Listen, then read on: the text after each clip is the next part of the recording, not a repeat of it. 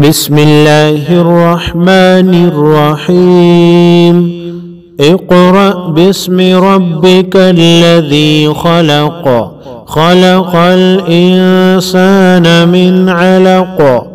اقرأ وربك الأكرم الذي علم بالقلم، علم الإنسان ما لم يعلم.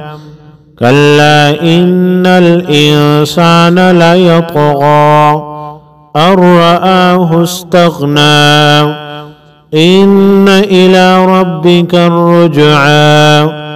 أرأيت الذي ينهى عبدا إذا صلى، أرأيت إن كان على الهدى أو أمر بالتقوى، أرأيت إن كذب وتولى.